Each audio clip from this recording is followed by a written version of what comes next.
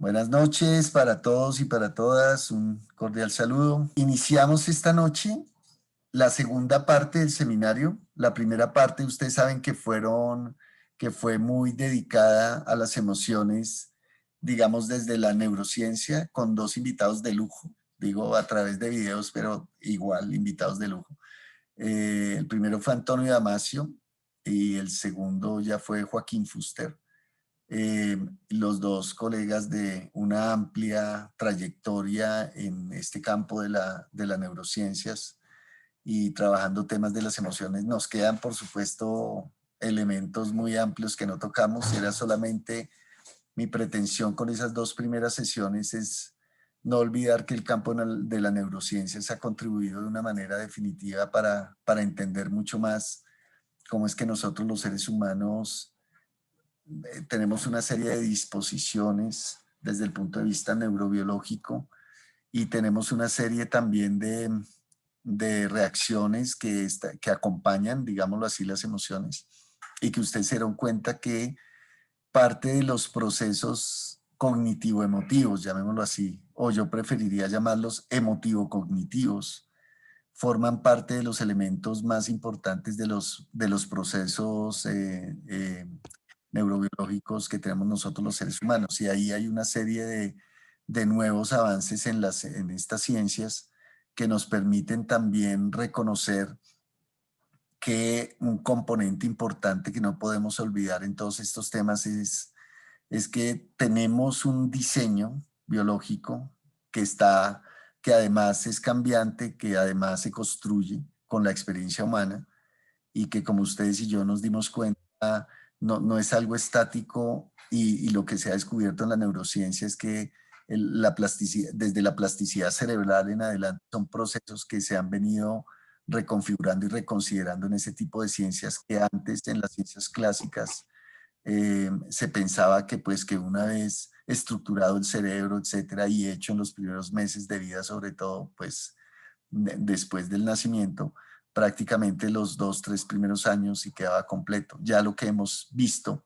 sobre todo con estos nuevas investigaciones quiero decir desde los 90 realmente para hablar con mayor precisión, pero con mucha mayor precisión y avance desde los 2000, la década de los 2000 fue muy importante en ese tipo de avances, pues descubrieron que prácticamente toda la función que llamamos ejecutiva, podemos dedicar un seminario a hablar de la función ejecutiva, de qué es toma de decisiones, qué es la capacidad de planear, qué es la capacidad también de cómo elabora, digamos, nuestro sistema neurológico, pero también biológico, pero también cultural, porque es un conjunto de muchas cosas, la toma de decisiones que nosotros hacemos, ¿no? Lo que nosotros en educación trabajamos desde la vida escolar con los niños y las niñas para que ellos cada día se introduzcan en la cultura, planeen, tengan regularidades en horarios, en prácticas, en hábitos que llamamos nosotros. Todo eso forma parte de funciones también neurofisiológicas que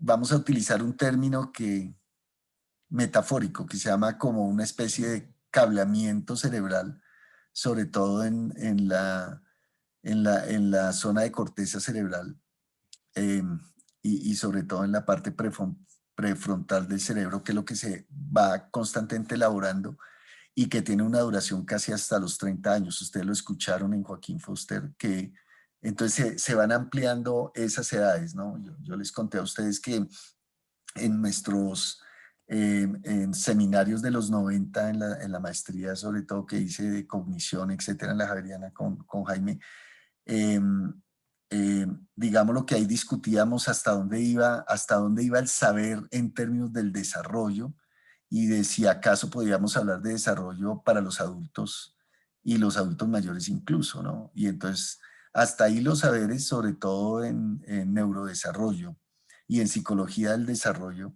se decía que el desarrollo prácticamente iba como hasta los 16 años. Desarrollo en el sentido que hay una completa reestructuración y que se pueden hacer ese tipo de reestructuraciones desde el punto de vista neurocognitivo en los seres humanos, pero que una vez se logre como que para un poco y el estructuralismo, sobre todo piagetiano, dio lugar para que, digamos que esos elementos que se construían en primera infancia y sobre todo en la infancia de edad escolar llegaba hasta ahí y con base en eso, pues ya de ahí para adelante de lo que se trataba era desafiar ese modelo estructural ya muy desarrollado. De ahí, por ejemplo, Howard Gardner con su libro La mente no escolarizada, que eso fue libros de los 90, decía que la educación lo que hacía era desafiar la estructuración que un niño incluso construía hasta los 5 años y que de ahí para adelante la mente no escolarizada era la tarea que tenía la escuela para desarrollar en los niños y las niñas estructuras cognitivas que ya se habían creado antes de los 5 años. Es decir, que cuando un niño ya entraba en la escuela, prácticamente esas estructuras cognitivas estaban creadas y que por eso era tan difícil que aun cuando pasaran por educación como la física, etcétera, eh, por ejemplo, desafiar esa caída de los cuerpos como lo trató Galileo, sí, hablar de algún ejemplo así específico, no siempre seguíamos pensando que los cuerpos más pesados caían primero que los más livianos, porque eso era algo que aprendimos con la experiencia y la intuición antes de los incluso 3 años de vida,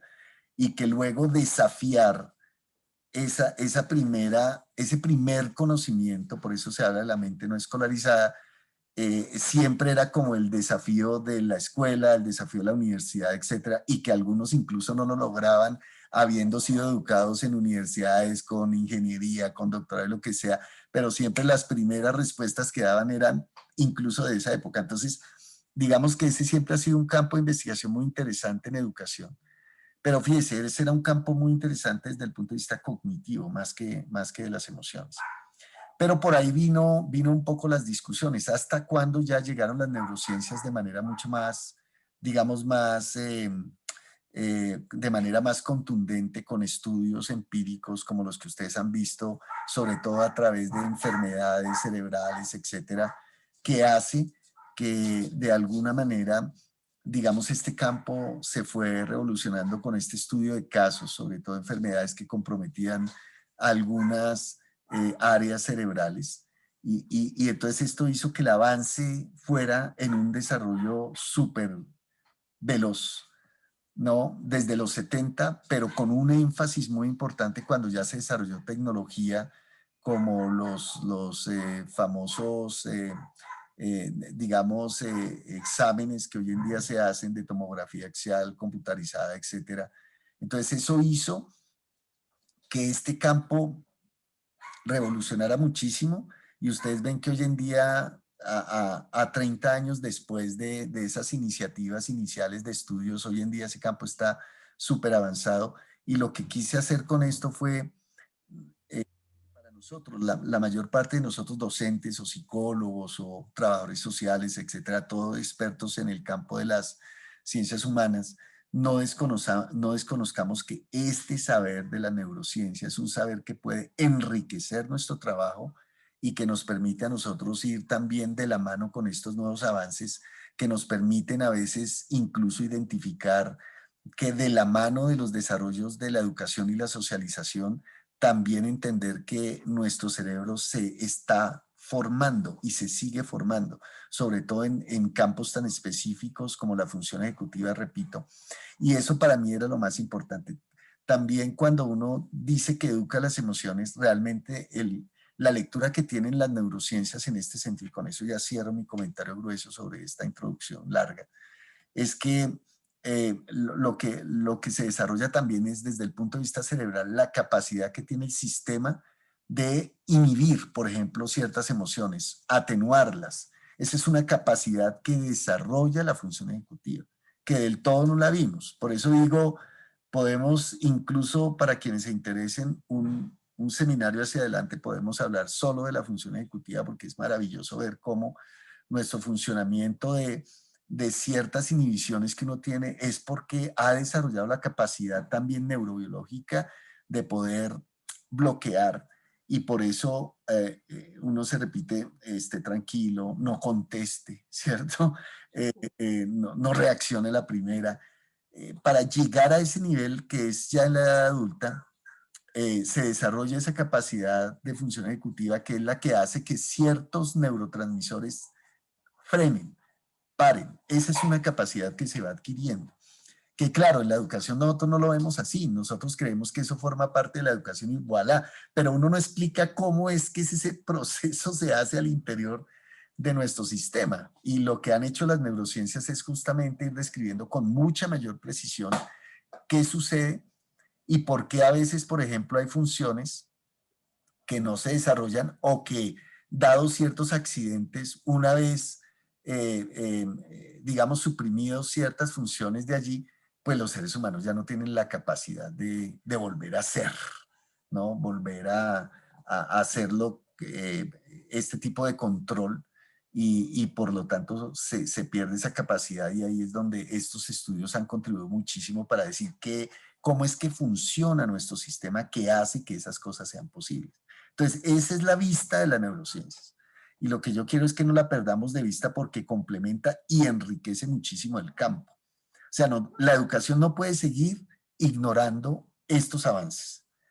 Es lo que quiero decir. Y mi asunto puramente introductorio, sobre todo para quienes somos maestros y psicólogos, etcétera, es, en psicología se ve un poco más, pero es que definitivamente todavía en las licenciaturas, yo no he visto que en los programas de licenciaturas en las universidades, desde los pregrados, por ejemplo, se vea algo, así sea una pequeña introducción a las neurociencias, que sería muy interesante porque ayuda a entender el campo de la educación de una manera distinta, por lo menos ayudar a ampliar ese entendimiento.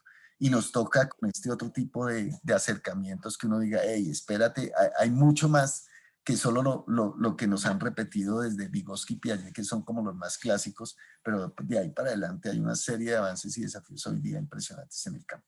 Basta con eso.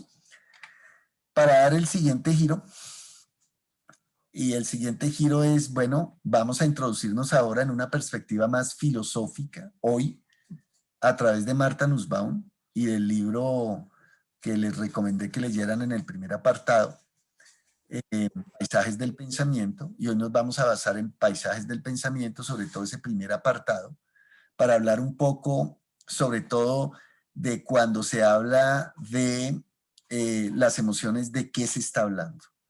Y por supuesto, traigo a colación el tema filosófico porque Martha Nussbaum es reconocida en el mundo desde los 80 porque ella es una experta en filosofía griega clásica. Ríanse.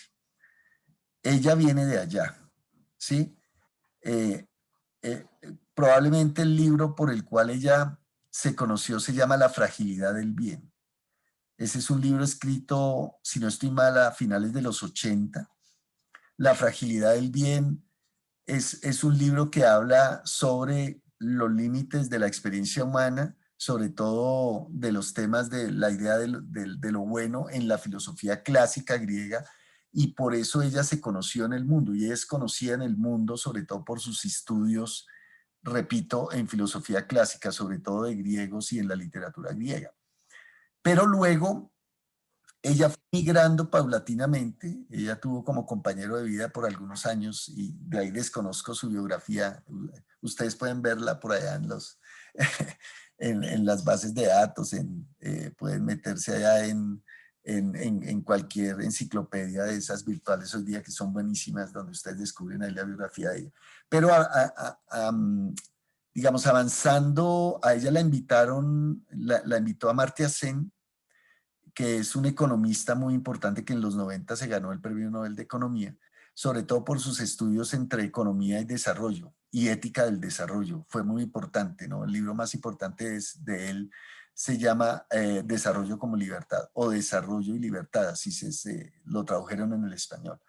Y ese es el libro clásico de Amartya Sen, pero él tiene hoy en día una bibliografía muy amplia traducida al español. Él es de la India, pero eh, ustedes saben que muchos de los que se educan en la India se educan con la escuela británica y él ahí pues se educó como cualquiera otro, gracias, en, en, en, digamos en toda esta economía clásica de la escuela británica e invitó a Marta Sen, perdón, a Martha Nussbaum para que participara en estudios del desarrollo. Entonces ella comenzó a combinar estos temas del desarrollo y migró el campo, fue migrando de los estudios de filosofía clásica, sobre todo con un texto muy interesante que se llama Calidad de Vida. Ese fue un texto de varios autores donde Martha Nussbaum también escribe un capítulo sobre todo sobre el tema de capacidades, que es por donde va a ir. Si Amartya Sen estuvo por el lado de libertad, de economía, de ética del desarrollo y el desarrollo como ampliación de las libertades humanas, y fue cuando él comenzó a hablar de capacidades, fue Martha Nussbaum quien le dio el piso filosófico a ese tema de las capacidades. Ella tiene varios libros sobre el tema. Hay uno que se llama Las mujeres y el desarrollo humano. Lindísimo texto que se lo recomiendo si ustedes quieren ver un poco el tema de todo este tema del desarrollo, la igualdad, la libertad, etc. Eh, Hoy en día con estas, digamos, actuales pinceladas, es bueno verlo. Pero ella tiene un texto que escribió en 2012 que se llama Crear Capacidades, que es el que más recomiendo de ella, sobre estos temas de capacidades. Muy interesante para lo educativo. Será otro módulo distinto que uno podría trabajar con ella, el ámbito del desarrollo y de las capacidades humanas y el enfoque de capacidades que hoy día ya tiene, lo trae después de esa invitación. Pero al mismo tiempo que estaba trabajando este tema de capacidades, también desarrolló este tema de las emociones, porque ella descubrió también que en la misma beta de la filosofía griega estaba todo el asunto de las emociones tratado en la filosofía. Y entonces lo que ella hizo fue, aparte de trabajar todo este tema hacia las capacidades, también lo trabajó hacia el tema de las emociones y hacia la ética y la filosofía moral y la filosofía política después. Entonces este libro que se llama Paisajes del Pensamiento, que es del 2001 en inglés, es un texto que ella trabaja en los mismos años que está migrando hacia estos temas. Y Paisajes del Pensamiento lo trabaja con una perspectiva neoestoica. Yo lo quiero decir porque esos son los antecedentes filosóficos de ella. Para bien o para mal. Hay gente que le gusta, otra gente que no le gusta. Yo solo lo digo para que ustedes vean de dónde viene ella, ¿sí? Y ella viene de esa tradición, digámoslo así. Es una tradición más desde la filosofía, digamos, clásica griega, pero luego se va a pasar hacia el estoicismo, porque es con la filosofía estoica que el tema de las emociones humanas comienza a ser un tema tratado intencionalmente. Pero es un tema que antes de los estoicos, por supuesto, quien trabajó este tema de manera sistemática fue Aristóteles. Y ustedes verán que ella tiene muchas citas tanto de los estoicos como de Aristóteles, porque fueron ellos los que primero trabajaron este tema. Por supuesto, ustedes verán hoy y el próximo, la próxima sesión del próximo martes, más hoy que el martes, que hay muchas citas que ella trae desde los estoicos o desde Aristóteles, sobre todo de la retórica, que es, eh, digamos, como es donde más Aristóteles trabaja el papel de las emociones, sobre todo para mover las decisiones humanas. ¿Sí? Ese es el tema en la retórica. Así es que si ustedes quieren darse un recorrido de cómo fue tematizado este tema de las emociones, hay que ir a la retórica de Aristóteles. Y hay que conseguirlo más en Aristóteles que en Platón, porque Platón ya por la primera introducción que hice de seminario, ustedes verán que para Platón el tema de las emociones es un tema de la primaria naturaleza animal que todavía conservan los humanos y que es necesario controlar a través de la razón. Y eso fue lo que Occidente heredó y perdió mucho de el horizonte aristotélico, que es lo que va a recuperar Martha Nussbaum, diciendo esto de la naturaleza humana es necesario reconsiderarlo y trabajarlo, y los mismos griegos lo habían hecho, desde otra perspectiva, que no era solamente el del rechazo de las emociones, porque era la animalidad, la irracionalidad, y que había que contrarrestarlo, sino que aparte de eso, es que las emociones humanas mueven las acciones humanas. Las emociones mueven las acciones. Y si usted logra llegar a las emociones, logra llegar a las determinaciones y a las decisiones humanas. Entonces no hay que venir al marketing moderno para entender eso, sino que 300 años antes de Cristo, ya los griegos esa verdad ya la habían desarrollado. Esta relación, que hoy, esta noche la vamos a ver de manera mucho más detallada, Y por eso ustedes verán que ella desarrolla el campo de las emociones con especial énfasis en, digamos, en una perspectiva cognitiva, pero es este cognitivismo griego, que es un cognitivismo mezclado entre lo que uno siente, lo que uno hace y lo que uno piensa. Eso todo junto. Y vamos a ver cómo se desarrolla en términos de creencias, juicios de valor, etcétera, etcétera, que es los componentes centrales de las emociones. Pero ella trae esta matriz griega desde la cual desarrolla todo este componente para dar una explicación que a mí me ha ayudado mucho, digo, no es la única, hay muchas más, y con la sociología de las emociones, que es los siguientes apartados que vamos a ver del seminario, vamos a ver otras matrices, otras posibles entradas, pero que a mí, Marta Nussbaum, me ayudó mucho a entender cuáles son los componentes básicos que trae una emoción. Eso. Y entonces eso fue lo que desarrollaron los estoicos para poder decir cómo controlo yo una emoción. Ese al final en estos días eso podrá formar parte de nuestros diálogos hacia la psicología, hacia la educación, por supuesto, hacia la sociología incluso, de cómo es posible tratar este tema de las emociones. Pero el marco es filosófico y viene como punto de partida.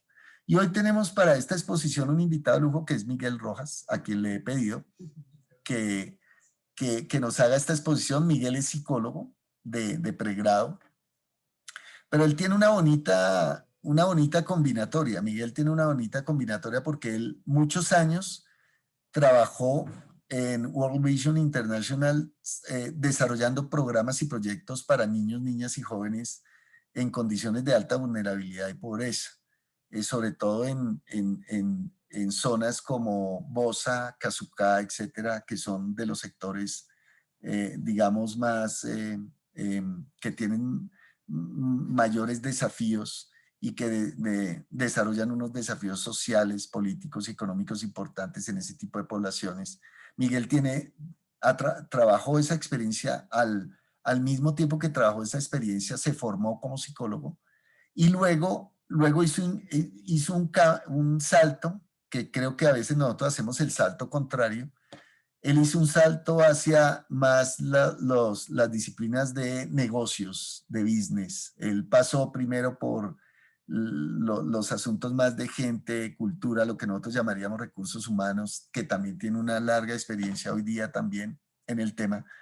Y digamos que hoy en día está mucho más dedicado y su preparación lo ha llevado hacia asuntos como el marketing, etcétera. No es en vano esto, porque al final del día, si ustedes realmente se dan cuenta en la modernidad, todo lo que tiene que ver con los temas de la economía global, el campo que se desarrolló en la economía es el campo de cómo se crean necesidades humanas.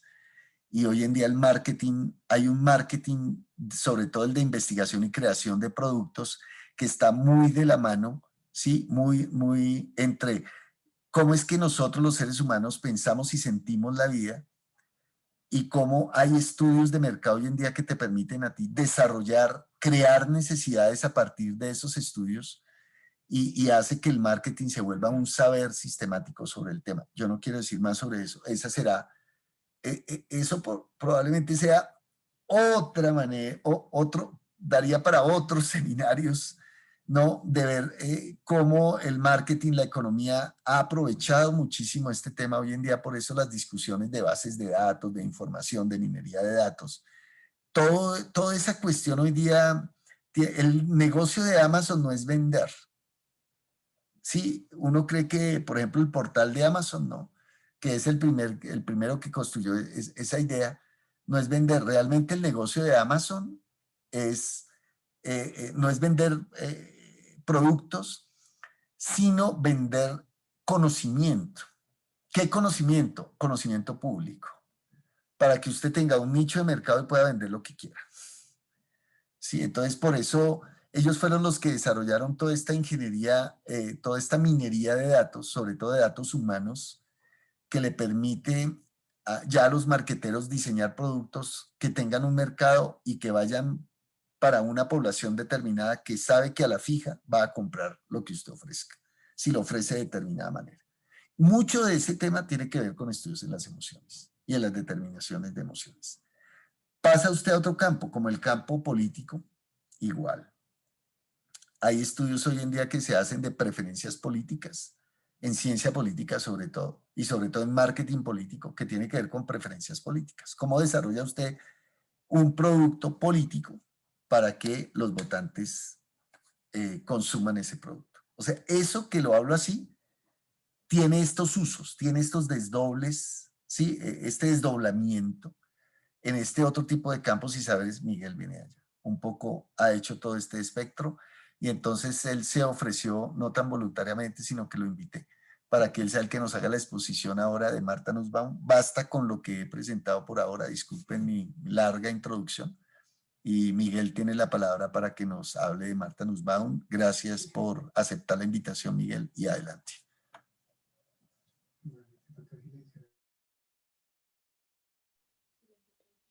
Bueno, buenas noches a todos. ¿Me escuchan bien?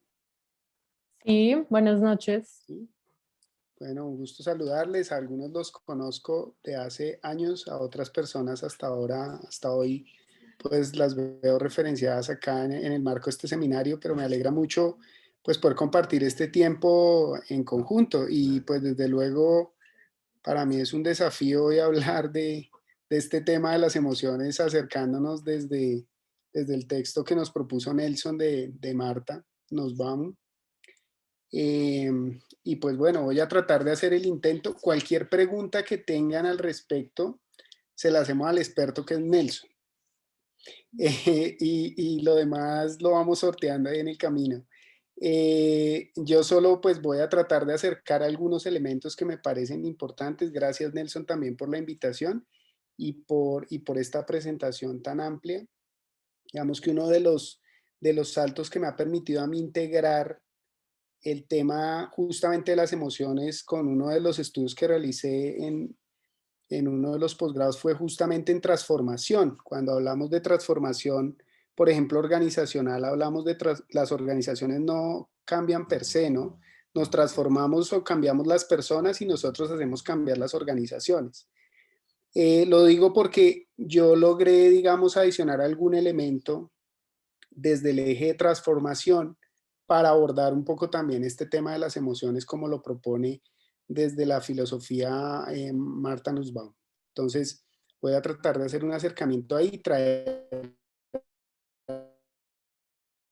que me parecen claves que los voy a ir conversando y algunas que me parecen interesantes también desde la articulación y el eje, digamos, práctico de las emociones ya al momento de entenderlas desde lo humano, que me parece que también es un tema pues al lugar, ¿no? Nuevamente extiendo mi saludo cariñoso para todos y espero pues que este sea un espacio en el que podamos conversar más que todo. Yo traigo algunos elementos, como lo digo, principales y bueno, ahí abriremos un poquito el espacio de diálogo pues para irlos complementando. Entonces, bueno, entremos. Yo voy a compartir aquí pantalla y me cuentan si por favor ven en sus pantallas que voy a compartir. Denme un segundo, por favor. Creo que estoy acá. Y vamos a ver si lo logramos. Ahí lo ven en pantalla completa. Todavía no. Ahí ya. Sí. ¿Sí? Listo. Muy bien. ¿Y me escuchan bien? Sí. Perfecto, muchas gracias. Espérenme, yo muevo aquí. Es que tengo un problema con la pantalla que no me deja ver bien acá. Listo. Bueno, vamos a mirar un poco el tema. El abordaje, digamos, es desde como lo dice el título, las emociones como juicios de valor, que es un poco el apartado que Nelson me invitó a trazar, pues, por efectos de este espacio. Y el texto pues lo conocemos ya todos y algunos hemos tenido la oportunidad de leer este apartado, la inteligencia de las emociones, un acercamiento pues desde la autora, que es interesante. Yo quiero comenzar por dos elementos que son fundamentales que se juegan justo desde el mismo título, ¿no? O sea, primero, ¿qué son las emociones? Desde el abordaje como lo decía Nelson ahorita, más filosófico, un poquito, digamos, una apuesta que hace la autora para definir el concepto de las emociones y luego hablamos un poquito de los juicios, ¿sí? Yo llegué, digamos, hasta esa parte. Creo que nos va a dar el tiempo apenas para trabajarlo acá, por lo menos en el espacio que yo tengo dispuesto, más los comentarios de Nelson, más el diálogo que podamos abrir. Entonces, digamos que voy a tratar de ser muy concreto en este tema. Y apenas es un acercamiento, o sea, digamos que la profundización yo siento que vamos a irla dando a la luz de las otras exposiciones y de los otros elementos que vamos a ir retomando a lo largo, pues, como del espacio. Pero en concreto, vamos a trabajar esos dos conceptos. Entonces comenzamos con uno y es qué son las emociones. Y justamente uno de los temas que se proponen desde el texto y que propone Marta tiene que ver con una apuesta o con una posición o un concepto que manejan los estoicos, ¿no?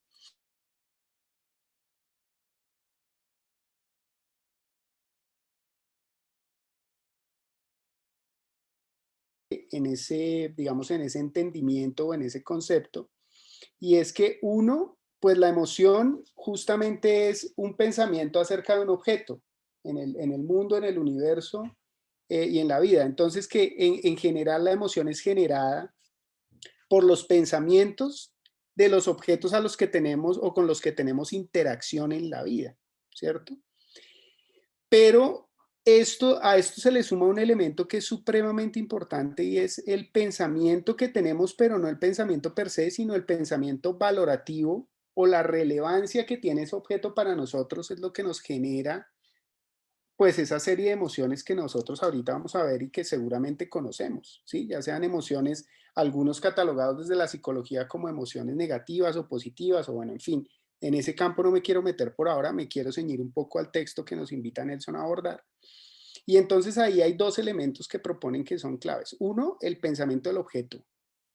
Y ese pensamiento del objeto no por sí solo, sino cómo esa valoración que hacemos del objeto con la interacción que tengamos, el objeto llámese personas, llámese situaciones, llámese cosas, nos generan a nosotros una reacción.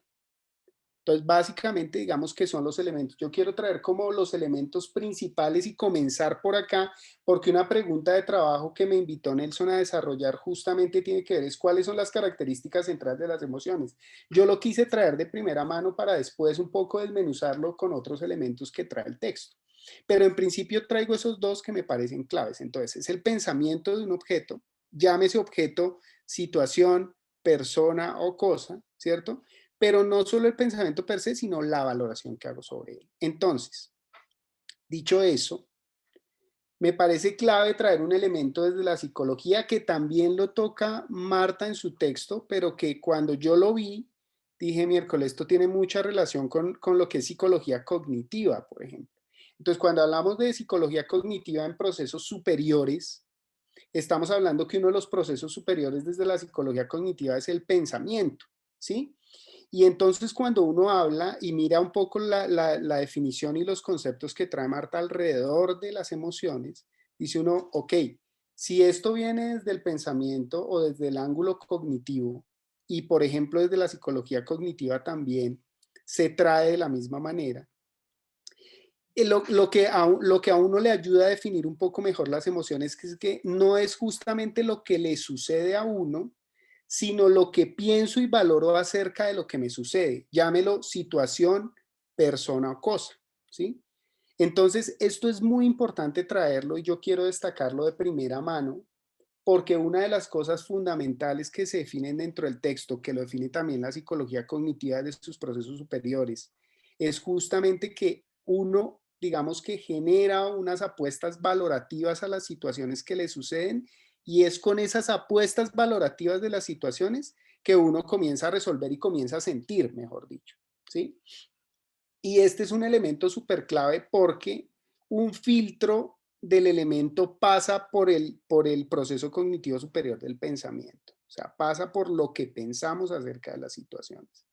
Entonces les pongo un ejemplo. Cuando lo vemos desde la psicología cognitiva, justamente, cuando hablamos, por ejemplo, de un tema que ahorita está muy de moda, que son, por ejemplo, los ataques de pánico, por ejemplo, o que son esta serie de situaciones que las personas no han podido o no hemos podido manejar tan bien alrededor de lo que implicó una situación de pandemia como la que tuvimos que vivir y la que seguimos viviendo aún, tiene que ver con justamente cómo las personas valoramos la situación, sentimos con relación a esa situación y desarrollamos ciertas rutas o ciertos desfogues con relación a la misma. Entonces, justamente lo que trae el texto es, mire, en cuanto a las emociones, no es lo que sucede, no es el objeto per se, es lo que pensamos acerca del objeto. No es lo que sucede, es lo que pienso y valoro acerca de lo que me sucede. ¿Sí?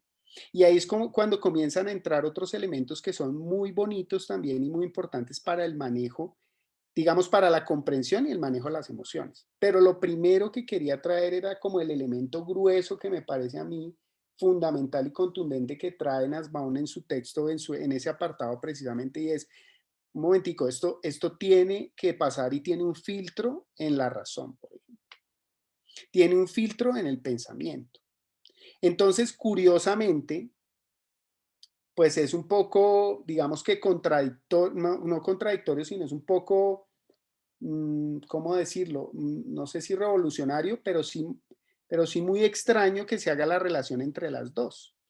Eso es como la canción de Santa Rosa de Conciencia, ¿no? Hay una cosa que dice el corazón y otra cosa lo que me dice la cabeza, ¿sí? La canción de Gilberto Santa Rosa. Es un conflicto de esa naturaleza, mejor dicho, y por eso es una dualidad tan interesante de manejar, porque claramente uno siempre ha interpretado las emociones solamente desde algunos ángulos, digamos, un poco más sentimentales, por decirlo de alguna manera, pero justamente una de las invitaciones que hace Marta, y por eso quise comenzar con el elemento más contundente para mi gusto, es que justamente propone el elemento de la razón y el pensamiento como el elemento principal que filtra todo el proceso valorativo que hacemos con relación a una situación, a una persona, a un objeto. ¿Sí? Pues eso, digamos que como primera mano, quisiera dejarlo ahí sobre la mesa. No sé si hay comentarios alrededor de esta primera partecita. Ya, recuerden que preguntas a Nelson, con muchísimo gusto él no las resuelve, mentiras.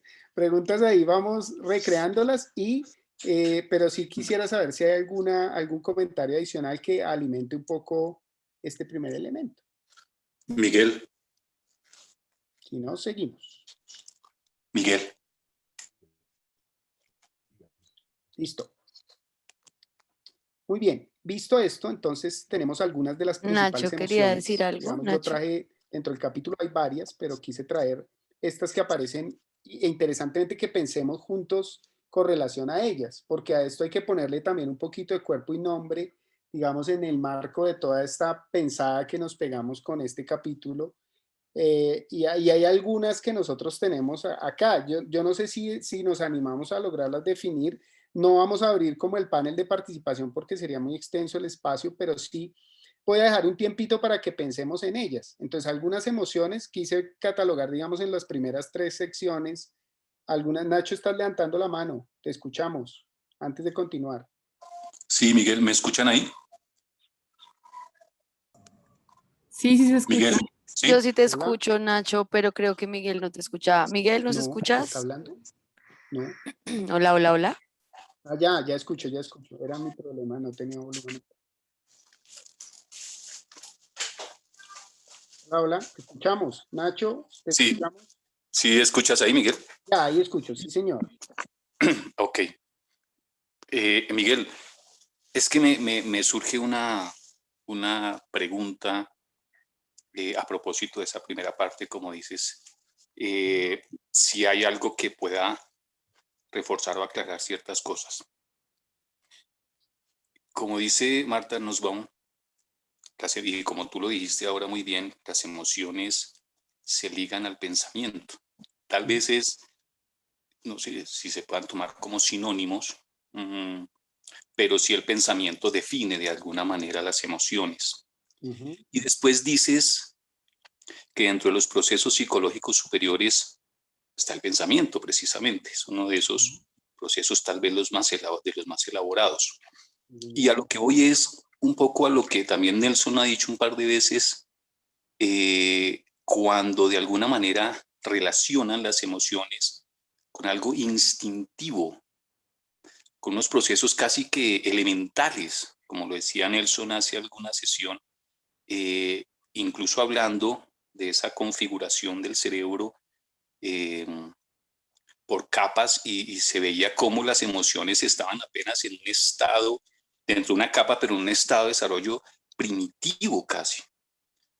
El comentario un poco a eso, Miguel, es cómo de alguna manera podemos entender ahora que las emociones hacen parte de procesos superiores, cuando de alguna manera, y no por el seminario, sino que en eso se insistió y se insiste todavía, se pueden relacionar con procesos tan primitivos y elementales dentro de todo el funcionamiento físico, biológico, químico del cerebro.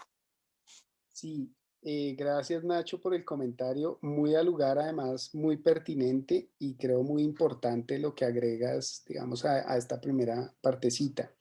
Sí, también fue lo que quise, digamos, de alguna manera resaltar para mi gusto, porque justo las emociones siempre se han llevado, por lo menos en el caso propio también y desde lo que he podido abordar teóricamente desde ellas, más desde un ángulo instintivo.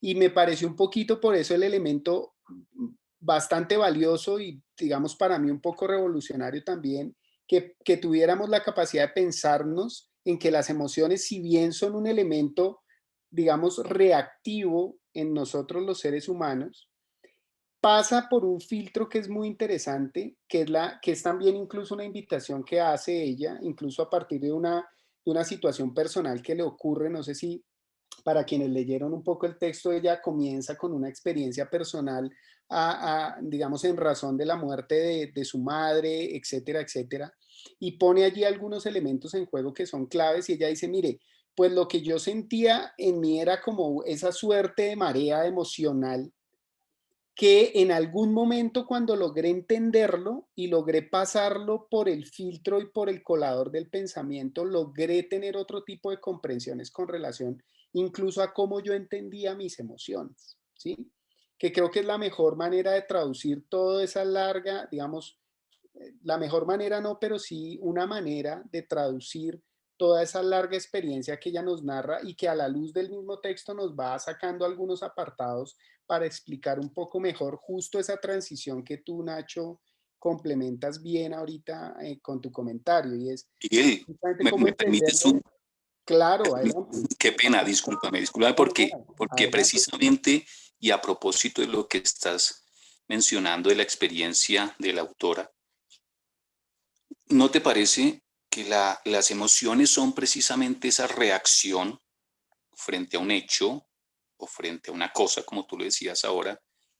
Y otra cosa diferente es la interpretación que yo logro hacer después de eso que me sucede. O sea, Sí, porque yo no siento que sea tan racional el hecho de sentir algo, de reaccionar frente a un hecho, una situación o una cosa que me despierta cierta sensación, cierta emoción, diferente al hecho de que yo pueda pensar sobre ello, interpretarlo, decantarlo y después creer que lo que sucedió tiene un valor o tiene otro. ¿No sí. será que el proceso psicológico superior no es la emoción, sino la interpretación que hago de ella? Sí, claro. Y eso que estás diciendo justamente también, digamos, entra mucho al lugar con la misma pregunta que yo hacía a la luz del texto mismo, ¿sí? Que justo tiene que ver con una reflexión muy alineada a lo que tú estás diciendo, Nacho, y en principio yo dije, espera un momentico, porque incluso me llegó a confundir un poco con relación a la definición que uno tiene per se de las emociones, ¿sí? Y dice uno, ok, yo hay momentos, por ejemplo, lo hacía desde el filtro de algunas situaciones en mi vida, hay momentos en que ni siquiera la emoción siento yo que haya pasado por el filtro del pensamiento, sencillamente fue una reacción, ¿sí? Sencillamente fue una manera no sé, de reaccionar o de actuar, mejor dicho, y que en algunos de los casos no justamente pasa por el filtro del pensamiento.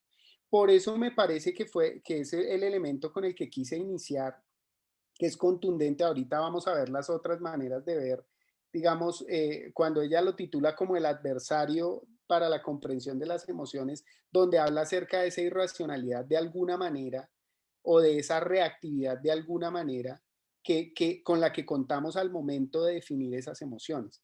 Pero yo coincido contigo, es más, yo en ese sentido creo que hay mucho valor en lo que aportas con relación a que una cosa, digamos, pueda ser el objeto o la emoción como tal, y otra lo que yo pueda pensar y pueda filtrar y pueda analizar alrededor de la emoción, ¿sí?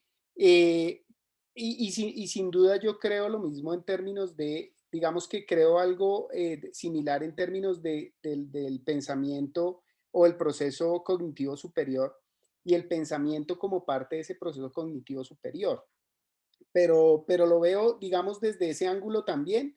Es una buena pregunta en la que quisiera que Nelson también entrara y complementara un poquito, nos complementara un poquito desde la visual más a fondo, pero yo, digamos que lo abordé desde ese mismo ángulo, Nacho, y por eso valoro tanto el comentario que haces también. Hay otra manito levantada en Nelson antes de que tú entres, discúlpame, no veo quién es. Vanessa.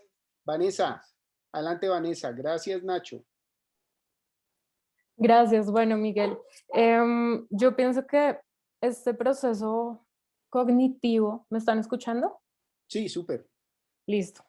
Al que tú acertadamente, creo yo, llamas filtro, se puede referir como a aquello que, como que no es lo que nos hacen, sino lo que dejamos que nos afecte.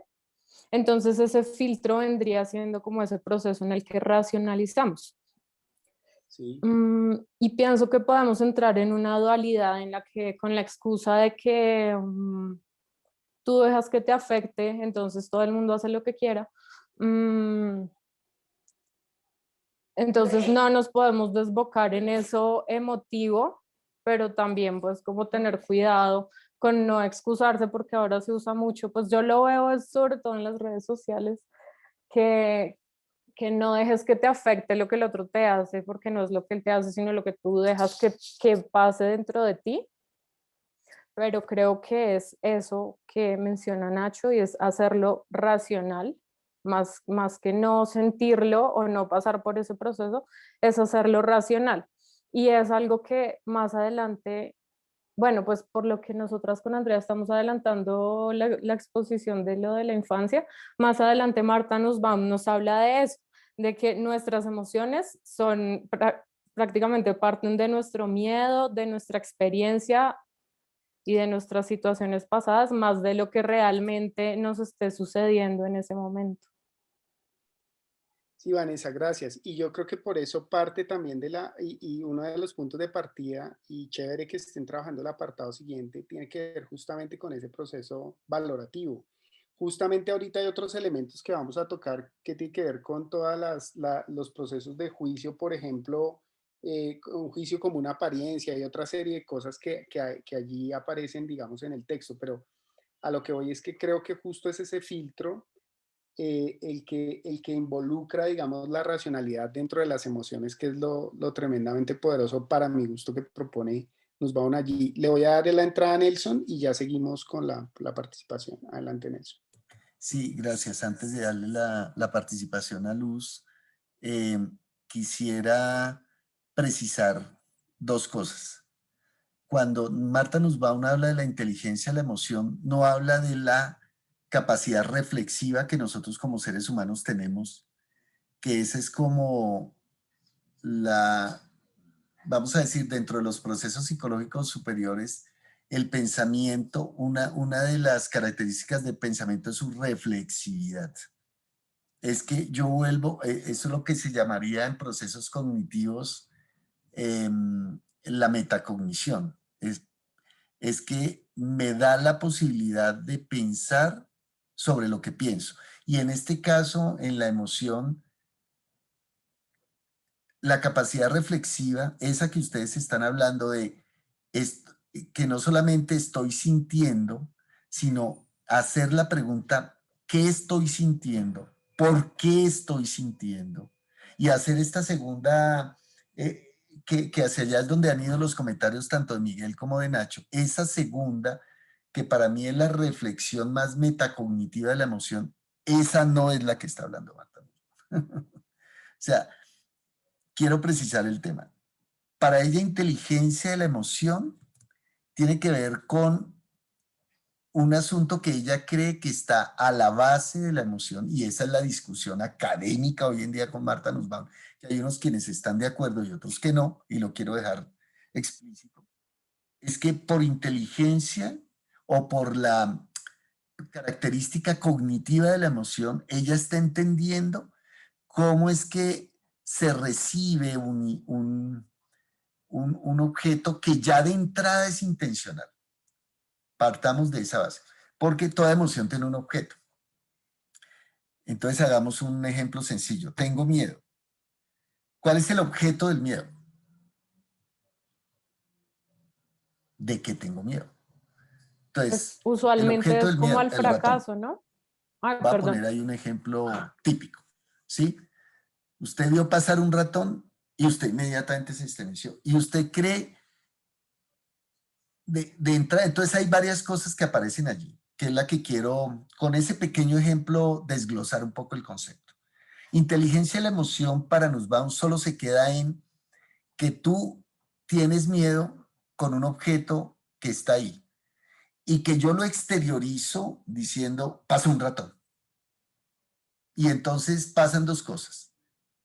Hay una expresión en inglés que se llama urges. No sé si lo estoy diciendo bien, me perdonan los bilingües, pero es esa pulsión, que es a la que ustedes se están refiriendo. Eso es lo que Damasio llamaría emoción, que es la reacción inicial que yo tengo frente a un miedo. Es decir, con relación a un objeto que me produce miedo, entonces yo inmediatamente reacciono. Eso es lo que ustedes llamarían primariamente emoción. Pero para Nussbaum la emoción va mucho más allá que ese primario impulso o esa primaria pulsión, llamémoslo así. Y es, caigamos en la cuenta que la emoción, cuando está más elaborada, como este ejemplo que les pongo del ratón, el ratón ya es una elaboración mía. O sea, la cognición entró mucho antes de lo que ustedes se imaginan. No es la reflexión que yo hago diciendo, ¿por qué tengo miedo por un ratón? Si un ratón jamás me podría comer, etcétera. Todo lo que ustedes pueden de ahí derivar. No, no, no, no. Eso no es lo que aquí estamos llamando inteligencia de la emoción. Sino que lo que nos quiere decir es caiga en la cuenta que cada vez que usted siente, está sintiendo un objeto ya muy elaborado. Eso es lo que se llama inteligencia. Y por eso aquí, digamos, entra lo cognitivo ya desde la base de la emoción. No como segunda medida, que es ahí donde está la diferencia con lo que después se va a llamar el control de las emociones a través de la racionalidad. Es que como que la racionalidad entra después de la emoción. Lo que Marta Nussbaum está diciendo es que la racionalidad, o por lo menos, no la racionalidad, llamemos, el componente cognitivo de la emoción no arranca en segunda medida o en tercera instancia. Cuando yo hago una elaboración, entiendo, comprendo y digo y pregunto, no, no, no, no.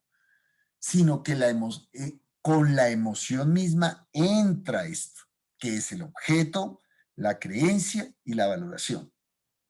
Eso que Miguel ha dicho desde el comienzo es lo que yo llamo, lo que ella llama el componente cognitivo de la emoción. Es decir, es una emoción ya bastante muy elaborada, que es lo que Damasio diría, eso ya no es emoción, sino sentimiento. Sentimiento que es lo ya, recuerden ustedes que Joaquín Fuster utilizó otra expresión que se llama, cuando yo con la emoción misma uno cae en la cuenta que está sintiendo eso, pero no es la elaboración de por qué estoy sintiendo, debo sentir otra cosa y parar con ese impulso emotivo, lo que sea. No, esa ya es una elaboración racional posterior, interpretativa posterior. Lo que Nussbaum está diciendo aquí, espero que con esto ganemos en precisión, es que el componente cognitivo de la emoción aparece con el objeto. Y entonces, el objeto de mi miedo, el ratón, es que no es la cosa que anda caminando ahí, sino que lo que Marta Nussbaum dice es tres cosas. Hay un objeto al cual yo puedo denominar ratón, pero es que ese objeto es un objeto intencional, que es la segunda característica. Y por intencional quiere decir que yo tengo un contenido de ese objeto, ya hecho. Y que ese contenido se me vuelve, es una creencia formada de alguna manera. ¿Sí? Que hace que yo tenga del ratón miedo, pero el miedo que yo siento no es sobre ese objeto pelado que está allá, que corre, que se mueve, no sé si me entienden, sino que ya es algo que yo elaboré casi que desde mi primera infancia por ver las reacciones que tuvo mi mamá, mi papá, mis hermanos, o por un cuento que me echaron desde niño que hace que yo vea los ratones de determinada manera y que después cada vez que yo lo vea, siento eso de ese objeto, pero ya es un objeto constituido. Yo no sé si lo entiende, pero eso es lo que se llaman en las características de la emoción, que tienen un objeto, pero ese objeto tiene un carácter intencional, pero que es, digamos que las emociones lo que encarnan son creencias, es decir, que, y ahí es donde viene la cuestión, porque yo siento miedo, hay gente que siente miedo de los ratones y otras que no. Ahí es donde está la diferencia. El objeto es el mismo desde el punto de vista técnico. Es un ratón que va pasando. Y como alguna vez le dijo un campesino a un hermano mío por allá en el Chocó, mi hijo, no se asuste que los ratones no comen los humanos. Yo nunca he visto que un ratón se coma a un humano porque además no pueden, ¿no? Pero una cosa es que alguien te diga eso y además ve pasar a los ratones porque toda la vida ha convivido con ellos. Y otra cosa es una persona que haya elaborado ese objeto de otra manera y que inmediatamente, ahí sí su reacción, su pulsión inicial sea, viendo un objeto así, inmediatamente sienta miedo. No sé si con eso basta para esta primera explicación, pero me quedaría un poco por ahí porque es de la elaboración que ella tiene, sobre todo desde la página 49 en adelante, ustedes lo pueden leer, cuáles son las características de esa emoción, que es esa. No es uno. Entonces, para resumir, toda emoción tiene un objeto, pero es un objeto intencional, fruto de una creencia. Y todo eso es elaboración. O sea, y por eso ustedes ven que hay miedos de miedos, de acuerdo con los objetos, pero, y puede ser el mismo objeto. La oscuridad puede ser el otro objeto de mi miedo. Los ratones. O sea, aquí es que cada uno de ustedes puede hacer un ejercicio fenomenológico, porque es muy cercano a la fenomenología esto, y es ver, de acuerdo con la experiencia humana, se van elaborando los objetos emocionales. ¿Sí? Entonces, la oscuridad, los ratones, las cucarachas, eso, ¿qué es lo que produce el miedo? O sea, el miedo es una cosa elaboradísima, más de lo que ustedes se imaginan. Pero ¿qué es lo que es elaborado? Ese objeto tiene una alta elaboración. Eso es lo que se llama la dimensión cognitiva de la emoción. Entonces no hay que esperar hasta la reflexividad, no hay que esperar hasta la pregunta de por qué esto me causa tal cosa. No, no, no, no. Es que la emoción está mucho más antes elaborada y está elaborada de muchas más piezas de la cognición de lo que uno se imagina. Entonces, con esto hay una revolución en el campo de las emociones, porque las emociones están más cercanas a lo cognitivo de lo que uno ha creído. Y ese es el punto central con nosotros. No sé si, Miguel, le damos la participación a Luzmeri y seguimos. Adelante, Luzmeri, te escuchamos. Bueno, muy buenas noches para todos, para todas. Bueno, sí, la aclaración que hace Nelson, pues de pronto es muy valiosa porque pues lo que yo entendí, lógicamente pues está la interpretación de cada uno que hace del documento de Marta Nussbaum, ¿no?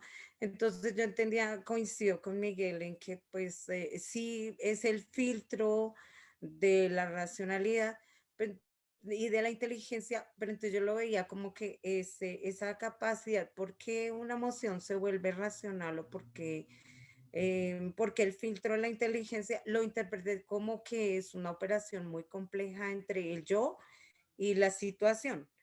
Entonces, ahí hay una capacidad de la inteligencia, es lo que más o menos yo entendí. Y lo otro también porque pues ella habla, por ejemplo, que cuando sentimos una emoción, no importa lo que dice Nacho, que uno siente esa emoción y reacciona. De todas maneras, lo que yo entendí que dice Marta Nussbaum es que uno alcanza también a evocar recuerdos, a medir, pues tampoco quiero como adelantar lo que va a decir Miguel, pero es todo un proceso complejo en el que la persona alcanza a evocar recuerdos, a imaginar cosas y a medir las metas, los objetivos. Entonces me parece que ahí es donde está la capacidad de la inteligencia, o así lo entendí yo más o menos, fue lo que yo más o menos capté que decía Marta Nussbaum, y no sé si también eso tiene que ver con catalogarla como una capacidad de la inteligencia. Sí, gracias, Luzmeri. Tiene todo que ver. Es decir, creo que un poco el centro, y creo que esos elementos que tú traes son elementos también muy valiosos, digamos, para lograr entender el proceso completo y lograr entender las emociones como tal. Creo que un elemento que trae Nelson que es previo, es decir, si hiciéramos una fórmula, voy a ser irrespetuoso. Si hiciéramos una fórmula, digamos al estilo matemático sería concepción, o sea, atrás, pensamiento, emoción, pensamiento otra vez, ¿sí? Esa es un poco la fórmula que nos trae Marta acá. Entonces, dice ella, la emoción por sí sola no existe. Tuviste que haber tenido un antecedente de concepción de esa emoción. Ahí ya entró el pensamiento. Entonces, pensamiento previo, emoción, pensamiento otra vez, para elaborar, para reflexionar, para todo lo de metacognición que hablaba Nelson. Allí, digamos que esos elementos son los que se juegan, ¿sí? Entonces, por eso, la discusión de base, digamos, tiene que ver, o más de la reflexión más que la discusión de base, tiene que ver con cómo incorporamos nosotros como seres humanos, ¿cierto? Cómo incorporamos nosotros los procesos, el proceso cognitivo superior del pensamiento y la racionalidad al momento de valorar una situación, evaluarla y reaccionar ante ella, que tiene unos antecedentes, que tiene una reacción emocional y que luego tiene unas evaluaciones posteriores o unos procesos posteriores que otra vez se filtran a través del pensamiento. Eso es un poco como la fórmula, Nelson. No sé si quieras comentar algo allí o seguimos. Sí, gracias. Lo que quiero comentar es porque una emoción después se puede convertir en un objeto trabajable, porque tiene componentes trabajables. Y los componentes trabajables no serían, si uno cree que la emoción es una pulsión, pues ahí no hay nada trabajable, porque si son pulsiones, nada. Eso es como una reacción automática. Recuerden todo el sistema nervioso, como lo señalamos en las dos sesiones anteriores, por eso era tan importante arrancar por allá. Pero definitivamente esa es una emoción, pero no un sentimiento. Digamos desde ese punto de vista. Entonces, ¿por qué podría ser trabajable? Porque la emoción será trabajable si usted le saca estos elementos más cognitivos. No voy a utilizar la palabra racional porque la racionalidad obedece a un proceso más elaborado. Voy a hablar más de la composición cognitiva de la emoción. ¿Sí? Y la composición cognitiva de la emoción consiste en que mucho de la emoción es creencia, es valoración, que se adquiere como con la experiencia humana. Entonces, ¿qué es lo que usted en el fondo desafía de una emoción cuando ya la pasa hacia la racionalización? Que lo que usted tiene que desestructurar probablemente es la experiencia que te lleva a asociar un objeto como un ratón a la base de un miedo. Y ahí es donde vienen todas las elaboraciones psicológicas. Si ustedes pueden entender eso, pues chévere, ya logramos un avance. Pásenlo ahora a la educación, chéverísimo. Porque entonces ustedes entienden que ustedes y yo lo que tenemos son niños, niñas, adolescentes y jóvenes y adultos cuyos sistemas no son solo cognitivos, sino emocionales, y que eso juega a la hora de entender el mundo, la vida, los proyectos. Y que cuando una persona está frustrada, está triste, o por ejemplo tiene incluso cuadros de depresión, o cualquiera de estas cosas, lo que usted debe encontrar al fondo es cuál es su historia, que es lo que se llama el eudaimonismo de las emociones, que ahí Marta nos lo trae. Y es que hay detrás de todas las emociones hay una historia, hay un proyecto de vida que se teje. Entonces, cuando una persona, y por eso ella trae a colación la muerte de la mamá, porque la muerte de la mamá le da a ella la posibilidad de hablar de emociones como, recuérdenlo, la ira, aquí Miguel las trae, ¿no? El odio, la aflicción, los celos, el amor o la ira, por ahí está. No, frente a un suceso como la muerte de la mamá. Todo eso tiene unas mezclas impresionantes, pero ¿por qué se trae a colación eso? Porque nuestra vida es una vida con relato, con historia, con proyecto, con una cosa que arrastra la vida. Entonces, la emoción es mucho más compleja porque todo el sistema emocional humano es fruto de toda la historia de la experiencia humana que nos constituye a cada uno de nosotros. Y por eso hay objetos que a personas las mueven a determinadas emociones y otros que no. Sí, por eso las emociones no se pueden generalizar tantísimo.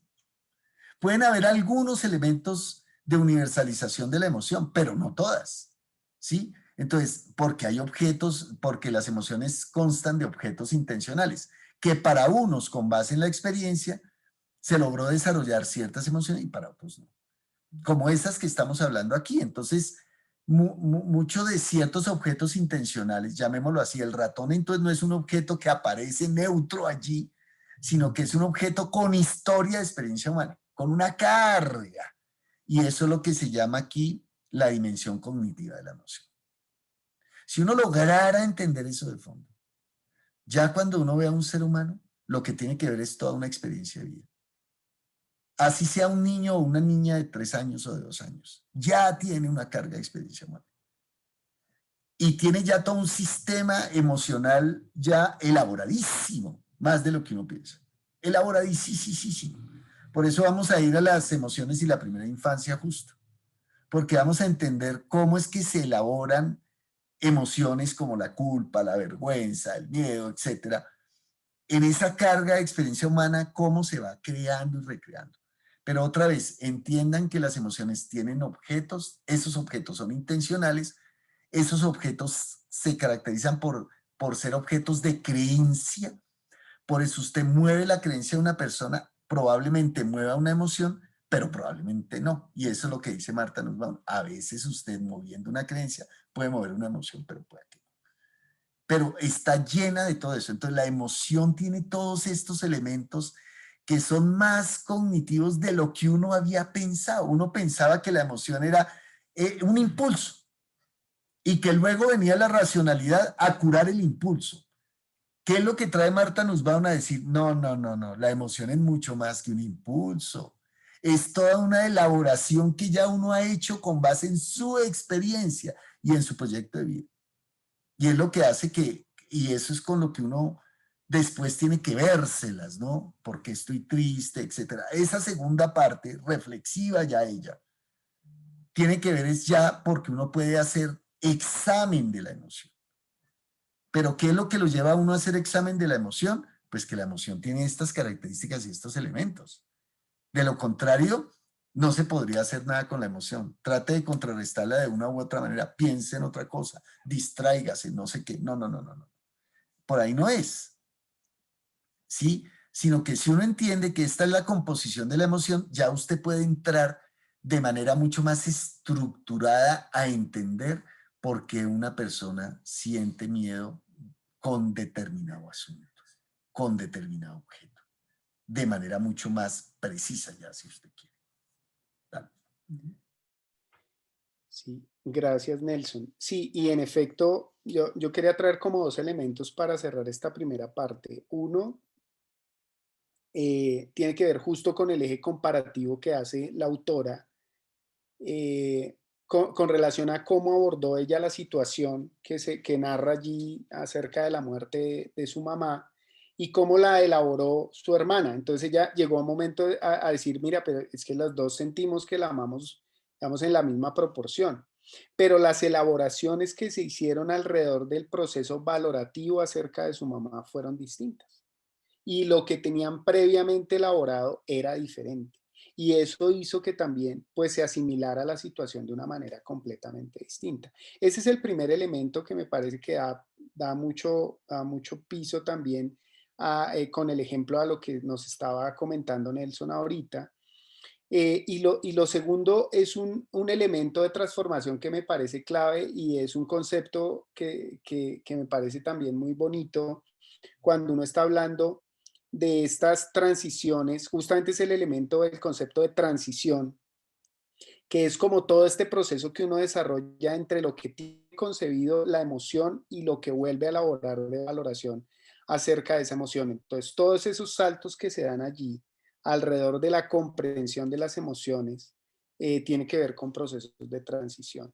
Por eso incluso tanto en el sistema educativo o en el sistema empresarial o en donde tú lo veas alrededor de sistemas y que impliquen relaciones con personas, siempre van a jugar dos elementos fundamentales aquí, digamos una ficha clave. Uno, el tema de las emociones y de las creencias a partir de esas emociones. Y por eso gran parte de los procesos de transformación, tanto humana como de transformación en redes un poco más ampliadas en esas relaciones, se juegan a partir de procesos desde la emoción. Se juegan a partir de procesos desde el pensamiento y lo que consideramos acerca de las situaciones que nos rodean, de las creencias que tenemos alrededor de ello. Esos son dos elementos que quiero dejar también, que siento que agregan también al análisis que estamos haciendo, que me parece interesante. Bien, aquí quiero saltarme un poco esta parte, digamos saltármela no, pero dejarla como en el mapa de cada uno de nosotros. Hay unas emociones que, digamos, la autora propone, algunas, digamos, con una connotación, con una connotación y otras con una connotación un poquito más buena, por decirlo de alguna manera, o más positiva, por decirlo de alguna manera. Pero son en cierta medida algunas por las que cuando uno las lee uno ha pasado. Entonces, aflicción, temor, ira, odio, envidia, celos, culpa, sí, otras más bonitas, amor, alegría, esperanza, gratitud, compasión, etcétera. Pero más allá de poderlas definir o con el ejercicio de la definición es cuando logramos entender cuáles son anclas para nosotros en este momento, y cuando me refiero a anclas es cuál de ellas termina siendo en nosotros un ejercicio valorativo importante al momento de abordar una situación, y cuáles de esas también nos ayudan incluso a abordar las relaciones con las que nosotros nos jugamos como seres humanos en el día a día, que es un elemento que trae, digamos, para mi gusto, parte de la reflexión que genera un texto como el de la autora. Pero quiero pasar ese elemento e irnos con una parte que me pareció interesante, que habla acerca del adversario, ¿no? Y habla justamente de ese concepto más primitivo acerca de las emociones. Si ustedes se dan cuenta, yo quise hacer un trazo desde el concepto más importante que engloba, como para mi gusto, todo el apartado que tomé de la autora, y luego algunos otros elementos que hacen parte de esa reflexión para que ella llegase allá. Entonces estoy haciendo un proceso un poco más deductivo. Entonces me fui de lo general y de los elementos gruesos, y ahorita miramos temas como este, y es cómo se ve, por ejemplo, el tema mucho más intuitivo y el tema mucho más, digamos, natural de las emociones a partir de la irracionalidad, por ejemplo. Entonces las emociones son movimientos irracionales, como un elemento que ella dice, este es un adversario, y Nelson, corrígeme por favor si lo definí bien. Cuando ella lo llama así, digamos que ella dice, ese es un elemento que nos toca evaluarlo bien, porque no es un elemento solito. Si lo evaluamos solito, no estamos definiendo en su totalidad las emociones, como yo lo interpreté. Entonces me parece interesante porque, claro, las emociones no necesariamente son esas cuestiones o esos movimientos irracionales que impulsan a las personas, digamos, como vientos repentinos o como ese empujar, ¿no? Como ese empujarnos, ¿sí? No es solo eso. Esto tiene que ver con el antecedente que tiene y la creencia que tiene la persona. Luego viene el impulso, que no es como un viento terco, ¿no? Ni repentino, sino que es provocado o que es provocado a nivel interno o a nivel externo y que tiene un impulso y que debe estar filtrado digamos, por invitación también de la autora a partir del pensamiento. Entonces, este adversario ya lo pone allí diciendo, para mi gusto no es solamente esto las emociones, ¿no? Que ya lo venía considerando Nelson también en su intervención. No son solamente instintivas, no son solo de naturaleza animal, ni son de origen no mental. Las emociones justamente tienen un origen mental, sí tienen una reacción, digamos, física incluso, pero también vuelven a pasar por el filtro del pensamiento y de lo mental. Una parte, digamos, que me parece interesante también, básica y fundamental, que trabaja la autora como elemento contundente. Sí, Adelante. sí, Miguel, gracias. Mira, el adversario significa para pues, este pequeño apartado de ella es cómo se han entendido las emociones, ¿sí? Entonces, las emociones, digamos que aquí hay una metáfora más bien como mecanicista de las emociones, ¿no? Y por eso ella utiliza la expresión empujón y por eso habla de las emociones que son instintivas. A diferencia de lo que ya hemos visto, el componente cognitivo de la emoción, ella lo que dice es, justamente hay otras versiones de la emoción que habría que combatir, como creer que las emociones desde el punto de vista instintivo es que usted no puede hacer nada con ellas y que se vuelven como mecánicas, ¿no? Acción-reacción. Y por eso ya habla como si las personas, las emociones impulsan a las personas como vientos repentinos tercos, ¿no? Entonces, un empujón, ¿no? Es una metáfora muy mecánica, si ustedes se dan cuenta. Entonces, lo que ella dice es, hay que combatir ese mecanicismo que a veces uno cree que es la parte emocional de las personas, ¿no? Aquí hay una Vanessa Mora ha dejado un comentario muy interesante, ¿no? ¿Cuál es el adversario típico, no? Me dejé llevar, me tocó, ¿sí? Porque, digamos, eso es entender la emoción de manera mecánica, como si eso fuera determinado de esa manera y como si la emoción fuera una determinación mecánica, ¿no? ¿Cómo se llamaba en la psicología de del conductismo? La acción y la reacción, ¿no? Entonces, sin sentir Estímulo-respuesta. nada. El proceso cognitivo lo que dice es, no, a ti te pueden, digamos, puede venir un objeto, un efecto, etcétera, y tú puedes reaccionar o no reaccionar.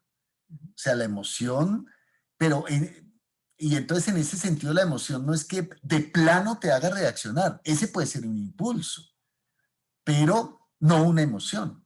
Lo que Nussbaum está diciendo es que la emoción tiene una elaboración mucho más importante que el impulso. Y por eso hice el comentario entre Nacho y Miguel cuando estaban en la conversación. Lo que a veces uno entiende por emoción es el impulso. Y eso no es lo que hoy en día se entiende por emoción, sino que la emoción es una elaboración mayor. Entonces, el miedo, eso no se puede entender como un impulso, pero nunca ni jamás en la vida. Lo mismo la ira, o la compasión, o el asco, o el odio. Esas emociones, usted no puede decir que son impulsos, olvídalo. Detrás del odio, lo que hay es una experiencia humana elaborada gigantesca sobre el objeto del odio que yo tengo, que puede ser un ser humano o que puede ser un objeto. Es mucho más que eso. Entonces, este adversario es el que hay que decir, espérate, eso no es lo que es una emoción. Realmente una emoción no es un impulso, ¿sí? Y entonces, la reflexión que uno hace en la educación con los niños, no está llorando, ¿por qué está llorando? ¿Qué te está molestando? Ahí tú estás haciendo que el niño caiga en la cuenta sobre la experiencia emocional que está viviendo. Y yo ya hablaría más bien de experiencia emocional, porque es un proceso más largo, no es de un impulso, no es de una cosa que uno lo sintió y ya fue. Eso no es lo que es emoción. Eso no es exactamente emoción. Entonces piensen ustedes, la ira, el asco, el odio, la vergüenza, la culpa, el miedo. Ninguna de esas emociones son impulsos realmente. Está mucho más elaborada de lo que uno cree. Y eso es lo que está en juego aquí con el adversario. Perfecto, Nelson, gracias por la claridad. Sí, digamos que yéndonos a un plano puramente conductista, por decirlo de alguna manera, que es el elemento que traes tú, este tema no es estímulo-respuesta, mejor dicho. No, no es un tema puramente conductista, es un tema realmente, y por eso las escuelas, incluso en psicología, vienen y se complementan y se reformulan y dicen, ok, el conductismo es una base, pero entra, por ejemplo, escuelas como la cognitiva conductual, y entonces entran escuelas, o sea, entran otra serie de elementos a alimentar y a enriquecer el elemento de base que es estímulo-respuesta. Es exactamente lo mismo, el mismo ejercicio para mi gusto que está tratando de hacer la autora o que está tratando, no, que hizo la autora en explicar el tema de las emociones. No lo veamos solamente desde el plano de estímulo-respuesta, reacción, per se, sino veámoslo en el concepto de pensamiento o creencia, emoción, pensamiento otra vez, elaboración. Eso es un poco Ya, como... Miguel, y que en términos, entonces ustedes ya pueden ver que en términos de terapéuticos, o sea, usted no puede solamente decir lo que siempre decimos en la clásica, contrólate, pensando que la emoción es un impulso, ¿sí me entiende? Contrólate, cuenta hasta 10, que es los típicos ejemplos, ¿no? Que hay sobre este tema. Y en la inteligencia de las emociones que detesto, justamente es porque vienen por esa misma recomendación, sin caer en la cuenta que la emoción es un producto elaborado de la experiencia humana.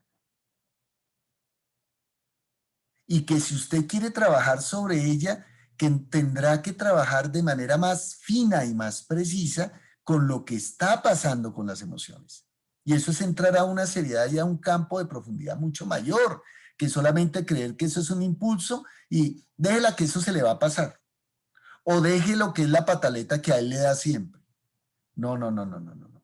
La emoción es mucho más que eso. Y eso es lo que hay que caer en cuenta justamente con gente que ha reflexionado en este tema como Marta Nussbaum.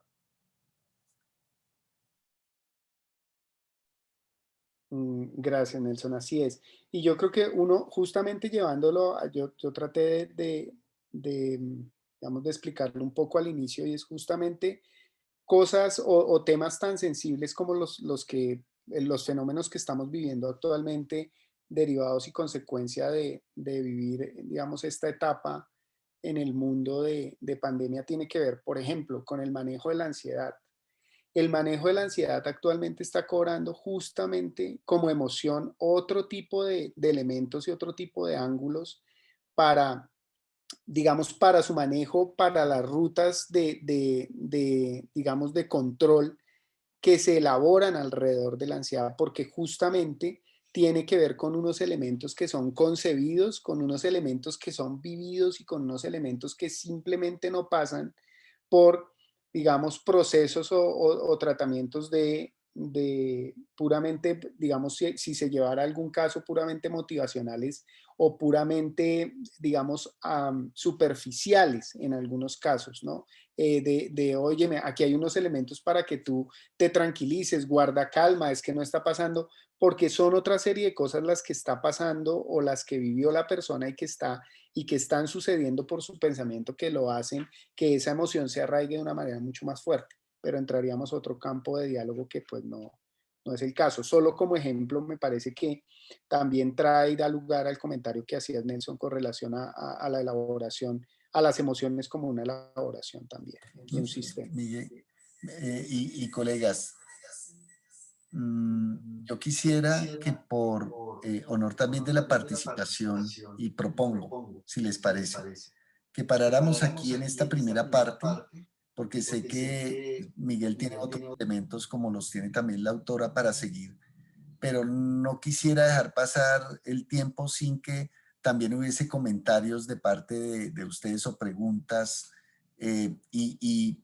parar aquí un poco la exposición, si te parece, Miguel, y la podríamos incluso continuar la próxima vez y con eso cerramos este tema. Así el seminario no lo vamos a alargar más de lo que ya está programado, pero sí por lo menos elaborar un poquito de mayor profundidad, y si es el caso, podríamos parar en una primera fase con lo de emociones y primera infancia, porque sospecho yo que con emociones y primera infancia también tendremos, me parece a mí, daría para unas 2 exposiciones también de 2 sesiones, y con eso para mí sería basta, estaría bien con un primer seminario sobre este tema, y si es el caso proseguir. Tampoco quisiera que esto por razones de tiempo lo despacháramos como tan rápidamente. Creo que aquí hay unos elementos importantes que hay que seguir haciendo una digestión mayor, y vale la pena también escuchar comentarios o preguntas de parte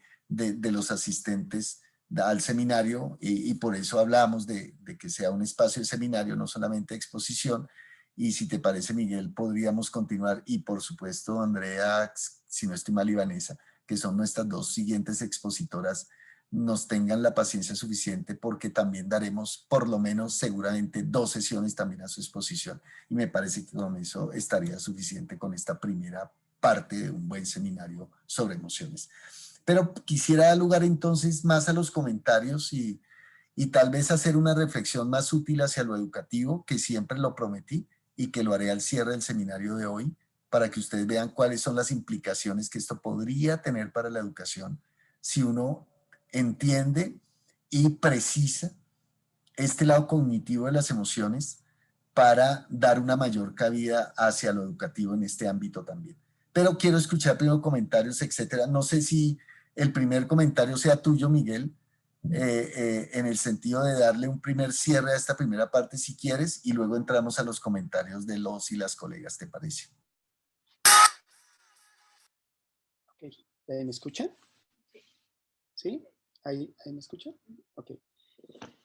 Bueno, no, varias cosas para recoger. Que es denso, digamos, el tema es muy interesante, es un poco denso, y yo creo que el ejercicio propio de hacer la reflexión y traer los elementos de manera más funcional, a pesar de que la autora, digamos, a mí me parece, siempre que la ha abordado con otros textos también, me parece que trae elementos que son muy sencillos de manejar, que los logra siempre articular a unos ejemplos y lo logra uno aterrizar, digamos, con los conceptos fundamentales.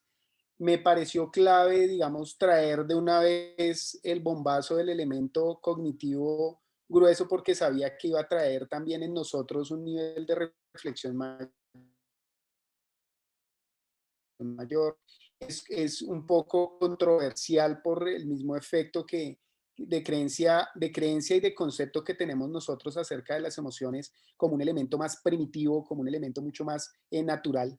Pero cuando justamente se media o se trae el elemento del pensamiento, o el factor del pensamiento como proceso cognitivo superior, que entra y hace un filtro previo, que entra un filtro posterior a la emoción, creo que nos da mucha cabida para entender realmente un concepto mucho más elaborado de las emociones, ¿no? Y nos lleva, digamos, nos vincula a una ruta interesante para entender las emociones como tal, que creo que es un reto que tenemos todos, en este caso como, pues, como seres humanos, en las relaciones con nosotros mismos y con otros, y es cómo nos entendemos y cómo entendemos la manera en la que reaccionamos, y la manera en la que nos permitimos y nos damos el permiso también de emocionarnos, ¿no?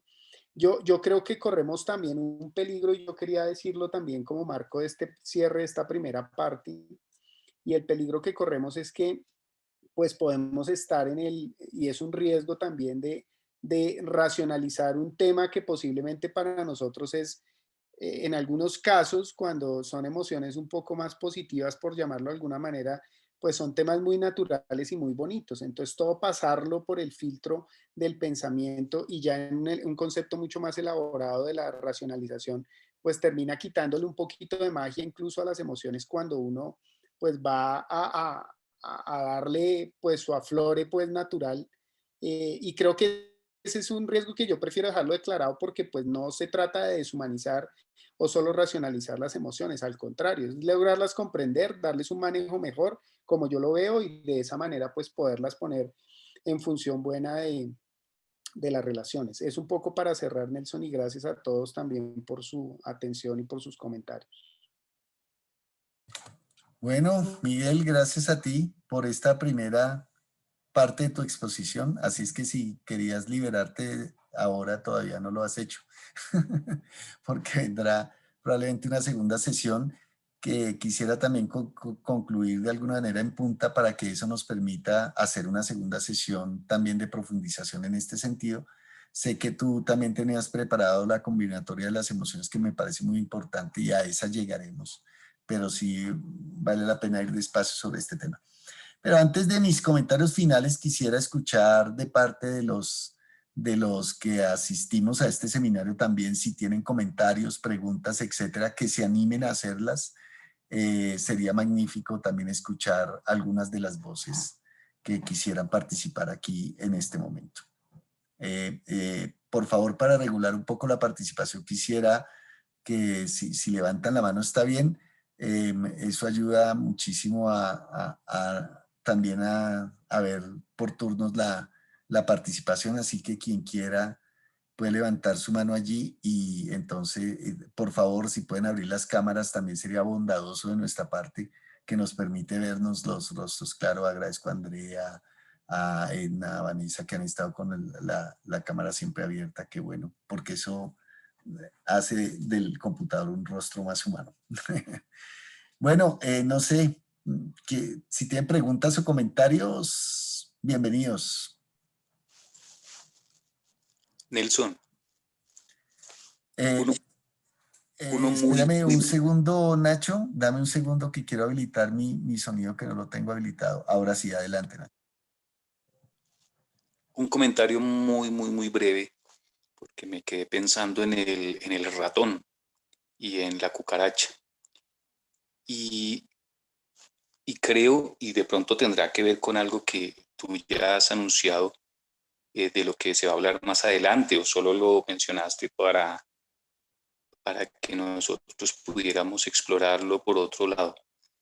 Y es que en esos casos, y seguramente en muchos otros, el tema no es del sujeto, creo yo, el miedo, por ejemplo, a un animal como el ratón o la cucaracha, sino que aquí viene un componente, creo yo, social, de imaginario colectivo, ¿cierto? Que hace que precisamente muchas de las emociones que nosotros experimentamos y que están cargadas de esa cognición, como bien lo explicaste, provienen precisamente de una de un agregado que la sociedad le va imprimiendo al sujeto. No es solo si la mamá, como tú lo decías ahora, se lo transmitió por la experiencia que ella vivió, pero también, sino que hay una serie de cosas que pasan a nuestro alrededor que van definiendo, ¿no?, nuestras emociones, como por ejemplo el caso del ratón. Y yo me acuerdo, no recuerdo ahora el texto, pero me acuerdo que leí en algún momento acerca de una paradoja, si se quiere, en relación un poco a esa gran máquina humana que se llama el cerebro. Lo importante, digamos, que resulta en términos no solo de la persona, sino del ambiente que lo rodea, pero lo fácil también que es engañarla. Cómo se engaña de fácil el cerebro. Y es precisamente por ese cúmulo, por esa construcción social que le imprime temor, que le imprime miedo, ¿cierto? Y que termina en situaciones como esas, pensando que una cucaracha puede acabarle la vida. Y pensaba un poco también en cómo se construyen a partir precisamente de ese engaño las fobias.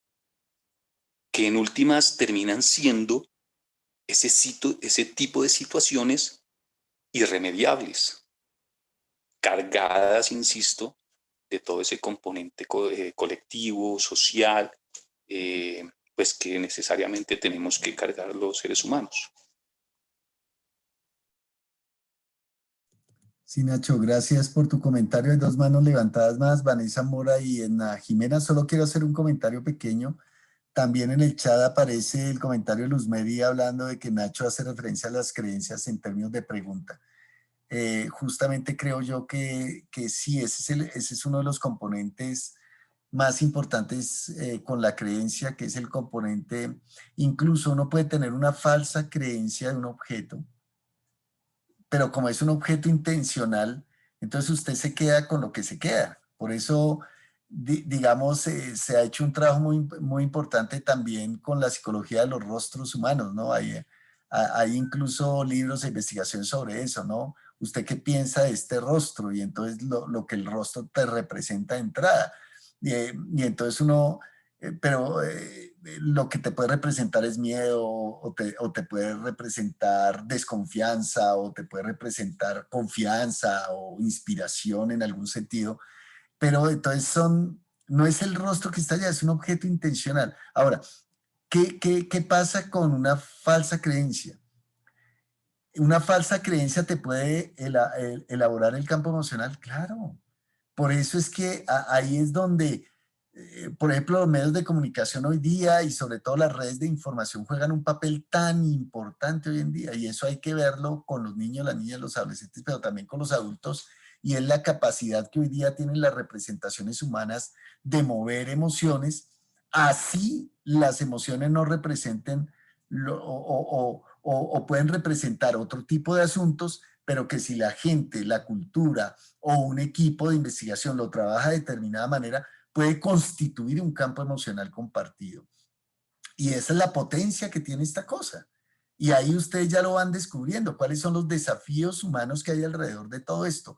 Hoy en día, con las interconexiones de información que ya traspasan las fronteras, traspasan ya la vida privada, porque este ya no es del orden entonces de lo que solamente se forma con la mamá en los primeros años de vida, sino que los niños hoy en día que son alfabetos ya digitales, ya la vida privada está llena de vida pública, ¿no? Incluso con los bebés, etcétera, cuando usted ya los expone a contenido. Dice, no los está exponiendo solo a contenido, los está exponiendo a un acervo cultural que va a llenar de sentido su vida, para bien o para mal. Y entonces una falsa creencia puede que sea una falsa creencia, pero constituye una emoción y ya la emoción no es falsa. O sea, tu miedo ya no es falso. Es un miedo que tú sientes. Sea elaborado o no, lo mismo pasa con los odios. Sí, con los odios o con el asco frente a personas o objetos, ¿no? Y hay mucho más de elaboración de lo que uno cree y piensa del asunto. Entonces, la cosa es más larga de lo que uno está creyendo que hay. Y una falsa creencia que se vuelve emoción o que coexiste con una emoción, lo verdadero y lo falso ya no es de la creencia, sino que ya se vuelve un asunto constitutivo de la emoción. Y ahí sí usted olvídalo. Y es allí donde hay campos en la comprensión humana que comienzan a desafiarse, ¿no? Porque intergeneracionalmente, adultos que pueden sentir odio frente a un asunto, ya los jóvenes no lo hacen de la misma manera. Y ahí es donde vienen las incomprensiones y también las rupturas, que va mucho más allá del campo cognitivo. Fíjese, es un campo emocional. Entonces se vuelve un asunto bastante más retante para los diálogos intergeneracionales o para los diálogos interculturales. Justamente lograr entender y comprender al otro implica que entienda y comprenda su historia de vida y sus imaginarios compartidos, porque ahí están las emociones, para bien o para mal. Y usted con el hecho de decir estás equivocado, creo que eso nos lleva muy lejos. Ya, si ustedes se dan cuenta, ya eso nos lleva muy lejos. Estás equivocado y tú crees que con eso el otro va a cambiar, no va a cambiar. Entonces la implicación que eso tiene para la educación es tan honda y tan larga como ustedes lo quieran ver. Porque con una declaratoria un adulto cree que con eso para un niño, una niña, un adolescente. Jamás. Porque hay una elaboración mucho más grande y más fuerte de lo que uno ha pensado. Y uno cree que con 2 o 3 razones que uno es suficiente. o con una orden, todavía peor, ¿no? Que uno cree que con eso ya hay un cambio, una transformación, pero ¿por qué tienes miedo sobre aquel asunto, ¿no? Como si uno estuviera por encima del bien y del mal con determinado asunto. Uno cae en la cuenta que detrás de eso hay una elaboración que es mucho más compleja que una declaratoria que yo doy. Y entonces eso, en el orden de lo educativo, ya ustedes ven las consecuencias que eso tiene, mucho más hondo y más complejo de lo que uno ha pensado. Y eso no se despacha con una declaración, con una recomendación o con una orden que uno tenga, ¿no? O a veces cuando le dicen a uno, oiga, profe, mi hijo que lo respeta a usted tanto, ¿por qué no le da un consejito? ¿No? Como si el asunto fuera de un consejo. La experiencia humana es mucho más compleja que eso, que solo una serie de recetarios y de dar órdenes o de dar consejos y ya con eso la vida cambia. No, no, es mucho más complejo el asunto. Ya, gracias por tu comentario, Nacho. Vamos con Vanessa, luego con Edna.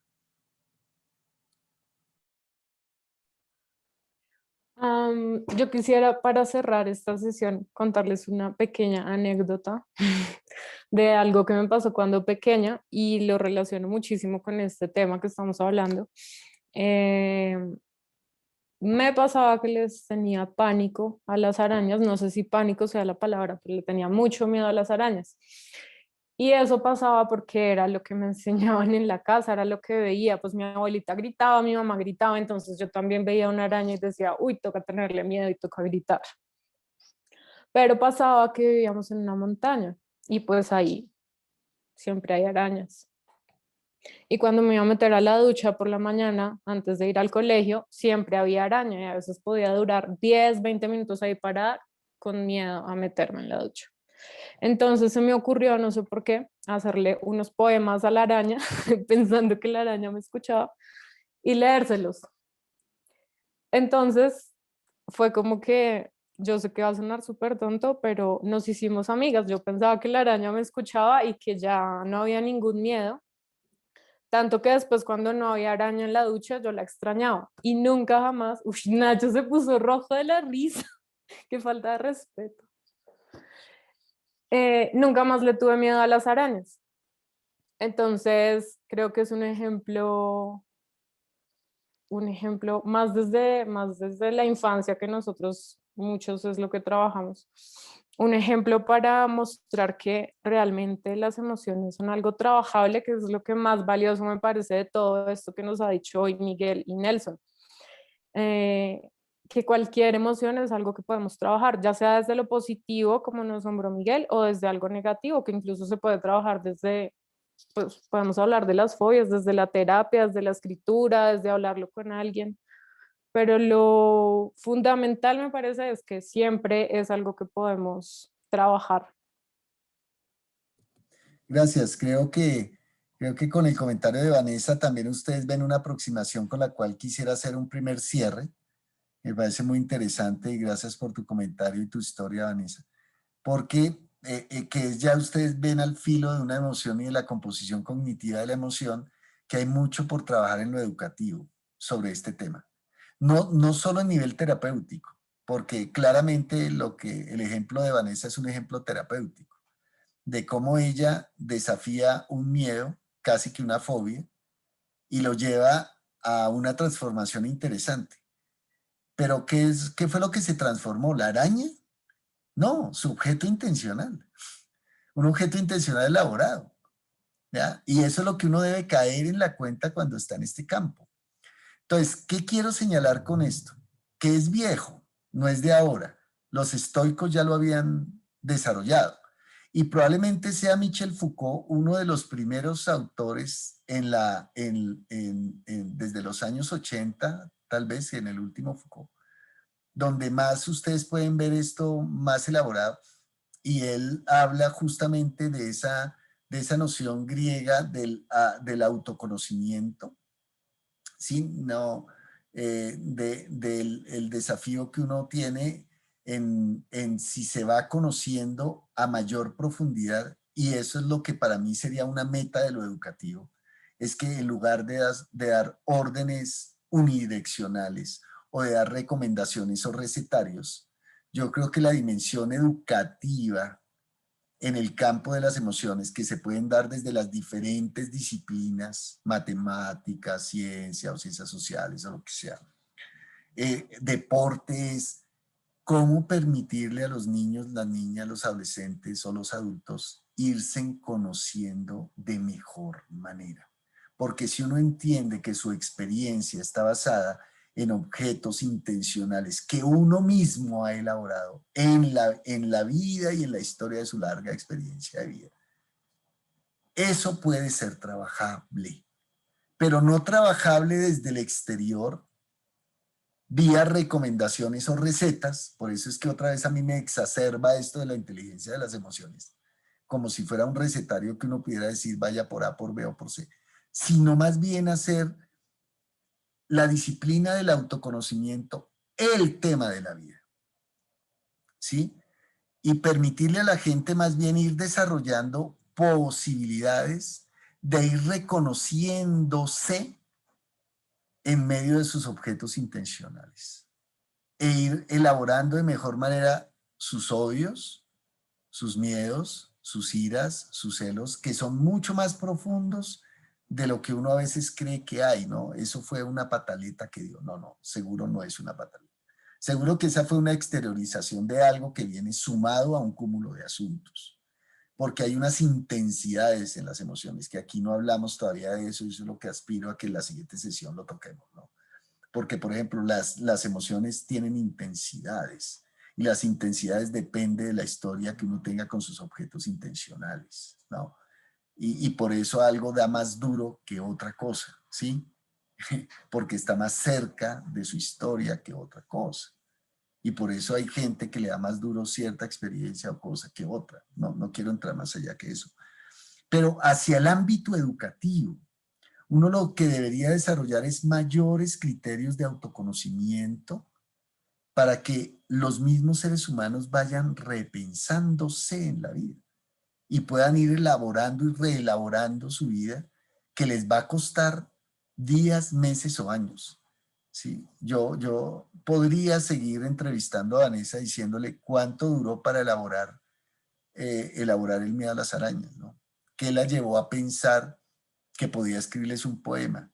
Fíjense que ella reconfiguró el objeto intencional viendo a la araña como una amiga, ¿sí? Una amiga que la podría escuchar. Y realmente, y sí, ese Nacho está terrible, está indisciplinado y Nacho, definitivamente, yo no sé qué va a hacer con Nacho.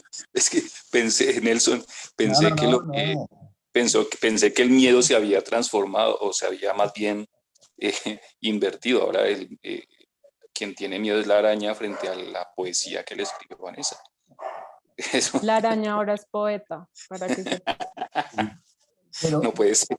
pero mire, y en el fondo, fíjate que uno hace unas proyecciones, ¿no? Esto es tan psicoanalítico que uno lo puede llevar allá, no lo va a llevar tan allá, digo, hay menos Lacan, cosas así. Pero ustedes ven que son espejos que uno arma con los objetos intencionales que uno tiene y se va, no va descubriendo el objeto. Yo no voy a descubrir el arácnido que está allá, la araña que está allá. Lo que voy es descubriendo mi construcción de araña que tengo, mi objeto intencional, y es sobre él, sobre lo que estoy tratando. En el fondo, lo que quiero decir, y con esto cierro el comentario, es que estoy tratándome a mí, creyendo que no está tratando la araña, lo que está tratándose es con un objeto intencional que está muy dentro de mí y que yo definitivamente no lo logro a veces ni siquiera ver de esa manera, ¿no? Y que por eso a veces los diálogos con otros sujetos en la vida no se entiende, hay desencuentros, porque las primeras cuestiones son de extrañamiento, ¿no? Pero ¿por qué tienes miedo de semejante asunto, ¿no? Y sobre todo con los niños y las niñas, en lugar de entrar a un asunto de mayor interacción con más estilo comprensivo, uno termina despreciando al otro porque uno no está sintiendo lo que la otra persona está sintiendo. Entonces está en un no lugar de objeto intencional. Y uno ni siquiera se da cuenta de eso y pasa de largo. Ok, gracias. Vamos con Edna y cerramos por hoy. Hola, buenas noches. Creo que me voy a devolver un poquito, porque ya han dicho algunas de las cosas que quería decir. pero cuando se hablaba de la parte de las creencias, también hablaba como en una construcción cultural. Pensaba en esto y pensaba en algo que ella dice más adelante cuando dice que muchas de estas creencias que tenemos son unas creencias no conscientes, ¿no? Y creo que hacen parte de esta misma construcción cultural, porque hay cosas que acá nos dan miedo, que en India las ven diferentes, que en China se aprecian de otra forma. Entonces creo que esto mismo nos va generando una construcción de emociones alrededor de ciertos objetos que no vemos de la misma forma en las diferentes culturas. Y esto me hace pensar muy desde la pedagogía o más ligado a la pedagogía en la cuestión generacional, ¿no? Aquello a lo que nosotros de pronto le dábamos importancia o algunas emociones que nosotros reprimimos en nuestra infancia, ahorita tienen más relevancia en términos de los niños y los jóvenes, es decir, esto va cambiando. Y es ahí donde yo me remito a cuando Marta Nussbaum dice que las emociones tratan de adecuarse al mundo, mas no trata de que el mundo se adecue a ellas. Y es ahí cuando nosotros como docentes debemos darle o debemos tratar de darle validez a las emociones de nuestros chicos, ¿sí? Porque o sea, puede que sea una pataleta, pero no siempre es una pataleta. Sus emociones en el manifiesto de algo que están sintiendo o el manifiesto de algo que les atemoriza o el manifiesto de algo que quieren. Y la validez que nosotros le demos es lo que los ayuda a ellos a manejar esas emociones y también a nosotros a entender qué es lo que ellos están sintiendo, creyendo o pretendiendo. Creo que lo resumí bastante bien. Sí, autofelicitaciones. Muy bien, Edna. Creo que con este comentario final quisiera cerrar el espacio agradeciéndote a ti por ese comentario. Sí, creo que como ustedes se dan cuenta, nosotros como docentes automáticamente vamos sacando unas consecuencias maravillosas hacia el campo de lo educativo y nos abren puertas, ventanas, posibilidades, caminos de recrear nuestro papel, ¿no? Como en el sentido de cuál sería nuestro papel. Hace pensar también en las mediaciones que deberíamos también nosotros estar retados a crear cuando estamos interactuando con los niños y las niñas, ¿no? El tipo de asuntos que más se adecuarían hoy día y por qué razón, ¿no? O el tipo de diálogo y de aproximación que uno podría tener en la vida pensando en los seres humanos, cualesquiera sean sus niveles de vida, sus niveles culturales, etcétera, porque en el fondo, si uno toma en serio las emociones y con ello las personas, encuentra uno un ámbito de posibilidades que lo lleva a uno a interactuar de manera distinta a la vida y de manera diferencial. Y creo que de eso se trata muchísimo ya en este ámbito. Bueno, dejamos hasta aquí por hoy. Vamos a ver una segunda parte de las emociones más en clave de componente un poco más cultural, social, eudaimónico, que vamos a tener que sacarle un poco más de filo a eso y con ello a las intensidades de las emociones también y al collage de emociones que traía Miguel para la siguiente presentación. Seguramente será una presentación compartida entre él y mía, que creo que baste hoy con lo dicho hasta ahora. Nos veremos el próximo martes y para quienes pues no pudieran estar en vivo, recomendamos que esto va a estar en nuestro canal de YouTube. Si ustedes también quieren repasar las veces que sea necesario, ahí afortunadamente va a estar la sesión para que pues sea un recurso más dentro de las posibilidades que tenemos. Bueno, les mando un abrazo a la distancia. Gracias por el tiempo y nos estaremos viendo. Estamos en contacto. Hasta luego.